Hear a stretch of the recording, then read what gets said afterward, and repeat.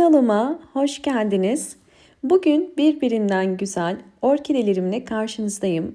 Orkidelerin çiçek açabilmesi için neler yapmamız gerekiyor? Şu anda ilkbahar ayındayız ve bu mevsim orkideler için çiçek açma sezonu. Kesinlikle bu mevsimde orkidelerinizi uyandırmanız ve çiçek dalı çıkarmasını teşvik etmeniz gerekiyor. Eğer evde çiçek besliyorsanız mutlaka orkidelerinize sıvı bitki besinleriyle çiçek dalı çıkarmasını teşvik etmeniz gerekiyor. Orkidelerinizi nasıl çiçeklendirebiliriz diye bana birçok sorular geliyor. Ben de bugün sizlere 2 tane önemli sıvı bitki besini tarifi vereceğim. Sıvı bitki besinlerini bugün muz kabuğundan yapacağız. Muz kabuğunu tercih etmemin nedeni ise muz kabuğu içerisindeki fosfor, magnezyum, potasyum ve özellikle B, C, K vitaminleri çiçeklere inanılmaz derecede iyi geliyor. Bunu sadece orkideleriniz için değil ve evdeki bütün çiçeklerinize verebilirsiniz.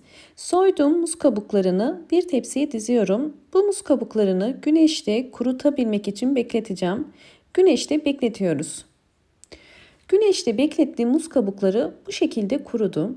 Elinizde dokunduğunuz zaman eğer ufalanıyorsa yeterince kurumuş demektir. Kuruyan muz kabuklarını robottan geçirip toz haline getireceğim ve bunu orkidelerimizde sizlere nasıl kullanacağımı göstereceğim.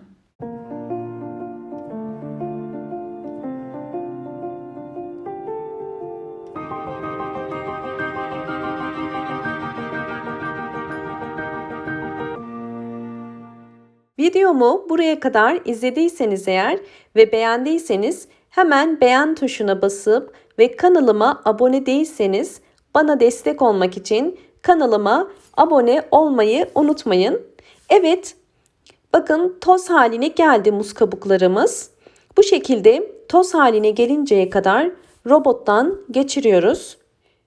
Evet, muz kabuğu tozunu hazırladık. Bu orkidelerimiz için inanılmaz faydalı. Şimdi sizlere ikinci tarifimi de göstermek istiyorum nasıl kullanacağımı. Bakın ben bir tatlı kaşığı kadar muz kabuğu tozunu yaklaşık olarak 300 milimlik bir su bardağın içerisine koydum. Ve üzerine kaynar su koyuyorum. Özellikle kaynar su koyup muz kabuğunun içerisindeki bütün vitaminlerin suya geçmesini sağlayacağız. Ve bunu soğuyuncaya kadar bekleteceğiz.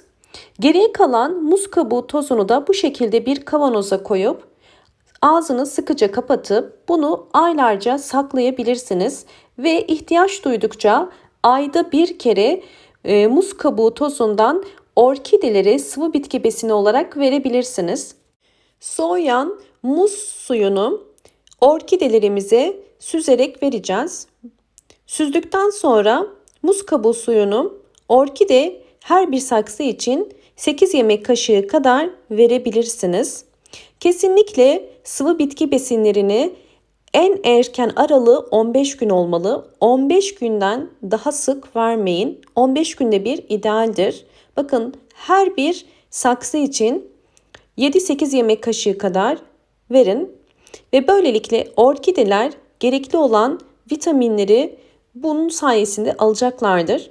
Özellikle orkideleriniz eğer çiçeklerini döktükten hemen sonra bu karışımı vermeye başlarsanız orkidenizin daha hızlı bir şekilde çiçek dalı çıkarmasına yardımcı olacaktır ve yeni yapraklar da çıkarmasına yardımcı olacaktır. Bakın hemen muz kabuğu suyu ile aldığım sonuçları göstermek istiyorum. Gördüğünüz gibi sadece bir orkidede 3 tane çiçek dalı var. Bakın gayet de güzel tomurcuklandılar. Muz kabuğu suyu bu şekilde bol bol hem çiçek dalı hem yeni kökler çıkarmasına yardımcı oluyor. Özellikle orkideleriniz bu şekilde tomurcukluyken muz kabuğu suyu verirseniz daha da hızlandıracaktır çiçek açmasını. Bakın bu da yine bir saksıda yine 3 tane çiçek dalı var ve bol bol da yeni kökler çıkarıyor. Orkidenin özellikle çiçekliyken de sıvı bitki besinleri verilir mi diye soru çok geliyor. Evet, verilir ama ayda bir kere vermeniz gerekiyor. Sizlere şimdi ikinci tarifi de göstermek istiyorum.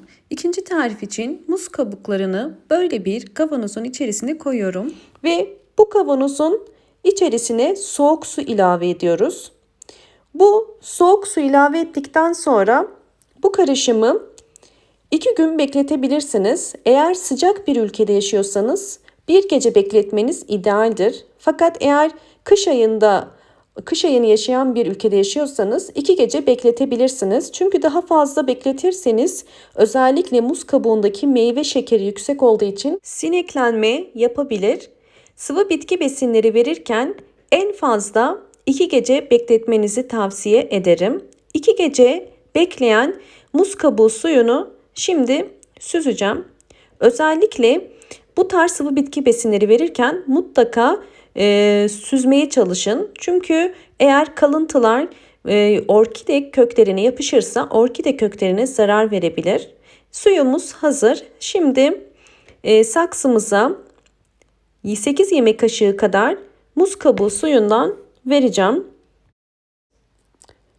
Evet, bu şekilde verdikten sonra orkidemizin bol bol çiçek dalı çıkarması için yardımcı olacaktır. Özellikle orkideleriniz hasta ise bakın hasta olan orkidelerde canlanmasını da sağlar.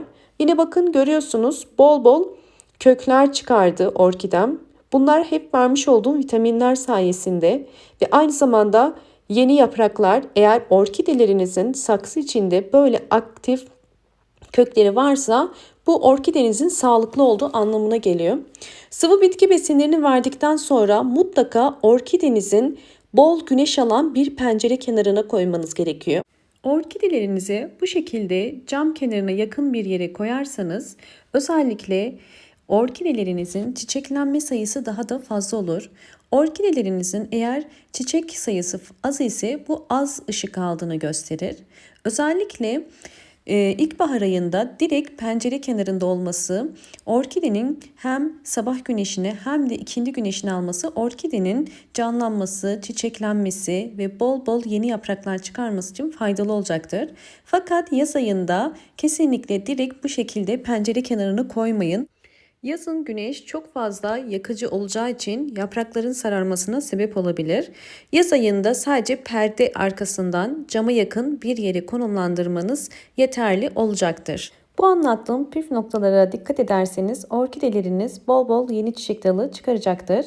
Umarım anlattığım bu noktalar sizler için faydalı olmuştur. Videomu buraya kadar izlediyseniz ve beğendiyseniz hemen beğen tuşuna basıp kanalıma da abone değilseniz eğer bana destek olmak için abone olabilirsiniz. Bol bol yorumlar yapıp yorumlar kısmında da sorularınız varsa sorabilirsiniz. Hoşça kalın, sağlıkla kalın.